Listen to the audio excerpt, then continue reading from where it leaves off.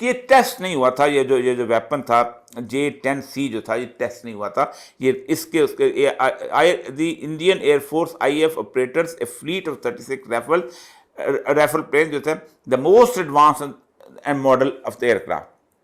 अब उसमें उसने CNN का रेफरेंस दिया है। A French intelligence source confirm to CNN on Wednesday that at least one had been shot down, marking the first time a Rafale has been lost during the combat. अब ये बड़ी हैरानकुन बात थी। वो जो कंटेनमेंट ऑफ चाइना के बाद चल रहे थे, उन्होंने अंदाज़ा हुआ कि पाकिस्तान को जिस तरह सप्लाई मिल रही है चीन की तरफ, इस तरह के वेपनरी के, इस वेपन ने तो हमें फेल करके रख दिया।